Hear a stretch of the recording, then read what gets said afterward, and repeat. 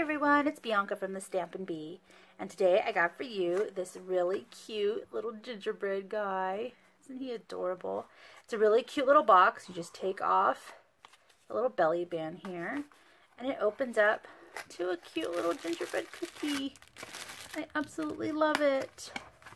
So I did get my inspiration from a Little Debbie treat box. I had found these in the store. They're little gingerbreads. They're very, very good. I'm surprised this has lasted. Actually, I think I bought 2 boxes. I did. I ended up buying 2 boxes because they're just that good. So I wanted to make a cute little treat box. And I was making these for friends, coworkers, and I'm actually going to make them for my daughter's teacher. She has 3 little boys. So I'm going to make her these really cute little boxes for them. So I'm going to show you how this is done today. This is using the Cookie Cutter Christmas. This is in the annual catalog. Also, the little gingerbread man punch. Actually, that's not what it's called. It's probably a cookie cutter punch. It'll be on the screen. I always forget what they're called. But this little guy cuts out this little guy. So we're going to be making him today. And I'm going to show you how we're going to make the box. We're going to be making a little like girl version of him. And I'll show you what we're going to do. So you are going to need a piece of cardstock that is 4.5 by 9 1/4. We are going to score it. Let me get my scoreboard. And on the 4.5 inch side, we're going to score it at 3/4 and 3 3/4. Okay. Then we're going to go to the 9 1/4 side, and we will score at 3/4. 4 1/4, 5, and 8 1/2. And that's all you need to do. So we are going to fold all of these. Get my bone folder here.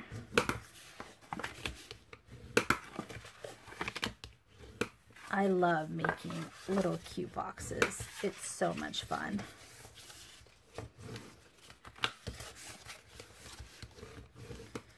Now, you just pick which side is going to be top and bottom. It really doesn't matter. Let me find my scissors so we can cut these up.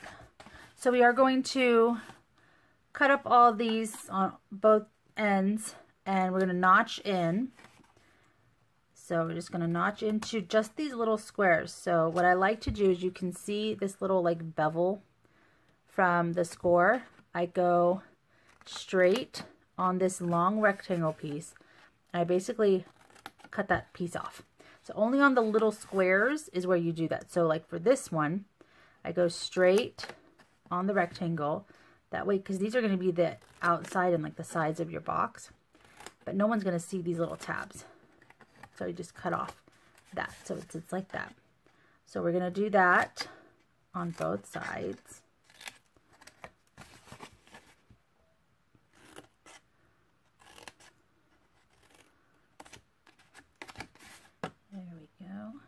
Now on my one that I made, I did add little bows on the sides.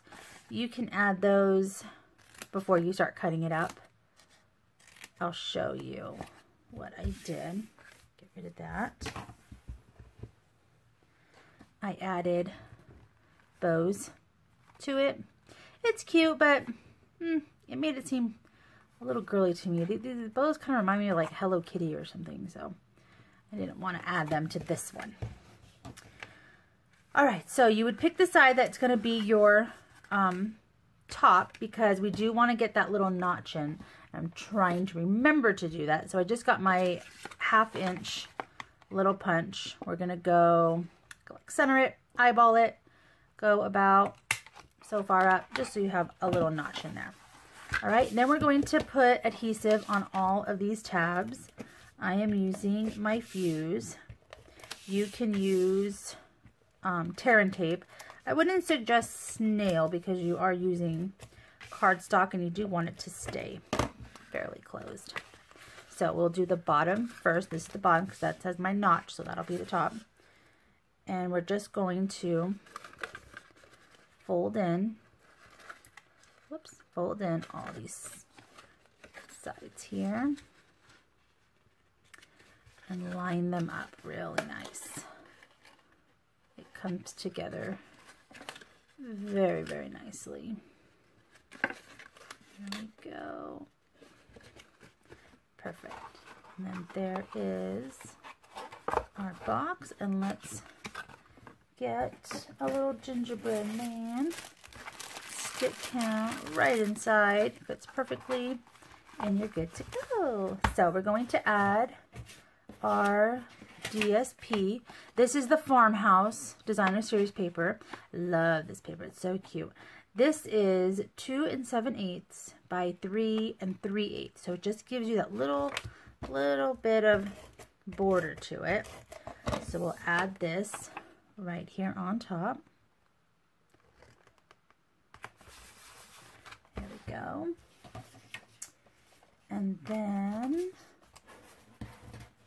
still haven't done my gingerbread. I should probably do him next. So let's do, this is, let me see which ones I used. I used the 3rd largest scallop, the 2nd largest stitch circle, and the 5th largest circle.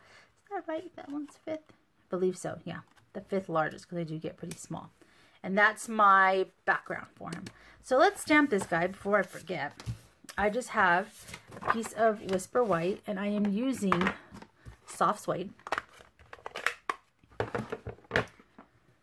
And we're going to get him. I am going to use my piercing mat because it is a photopolymer stamp, and because of his image, he can get a little tricky to stamp, and I want to make sure he gets nice and even on here.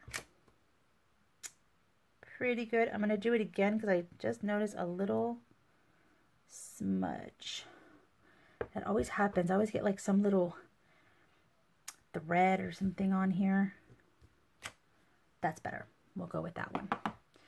All right. And then we're going to do cherry cobbler. And that is going to be the little bow. I believe, how let me see the punch.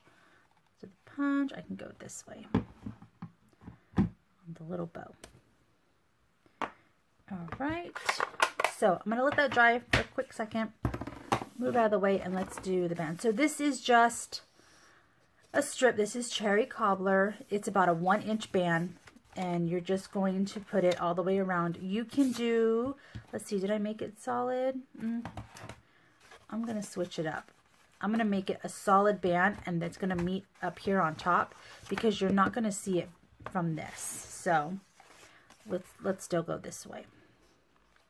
I'm going to try to center it, and I'm just going to go around. I'm not going to give you any scoring marks or anything. You're just going to try to just loosely wrap it around. You are probably going to have to cut some off. That's probably too much. I hope that's not too much. No, that's not. A little bit here. Whoops. Oh my gosh. Really? I'm like throwing everything around. Okay.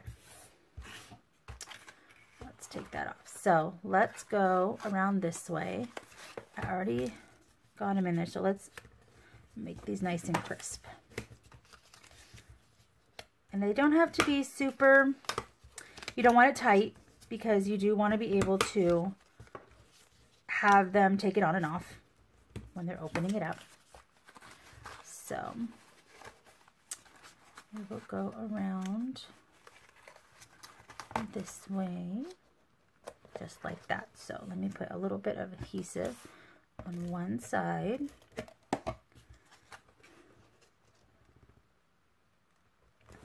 There. That way, this is a seamless line.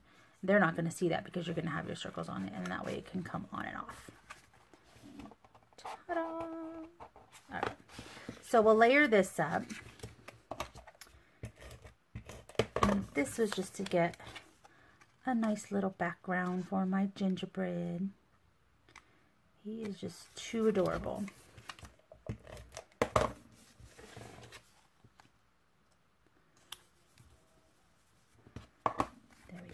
All right, so let's punch him out. And we're going to pick this one, so my other one's going to get punched out here.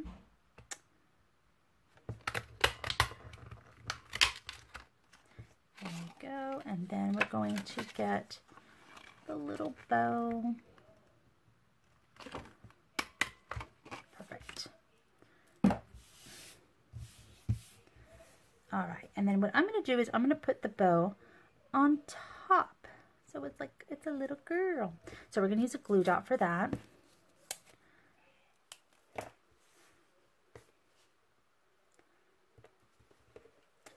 And this one is going to sit right on top of her head, just like so. And then, did I use dimensionals? I did. Let's add dimensionals.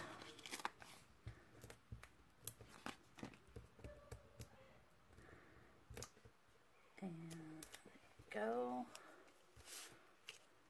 Let's put her right there. Perfect. And then I have all these leftover little candy canes. These are from, what do they call it? Candy cane season. This jam set right here. And it's this little figure here. And that's, I cut these out. I fussy cut them out. And I have a bunch of them left over. So I do want to add some Wink of Stella to it. So I'm just going to add a little bit of fuse. And we're going to put this right in her hand. And then I'm just going to add a bit of Wink of Stella to the red because it's too cute. And then I'm going to add a little bit to her bow. Just a little because I can already see it started to smear my red. Then I'm going to add dimensionals to my box so this can pop up. Really cute. Right there. There we go. I got a little boy and a little girl, and it's very easy. You just pull this right off and you got your little gingerbread cookie.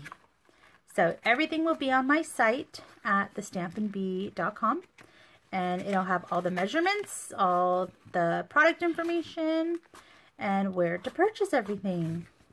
All right, so I hope you guys enjoyed. Have a good one. Bye.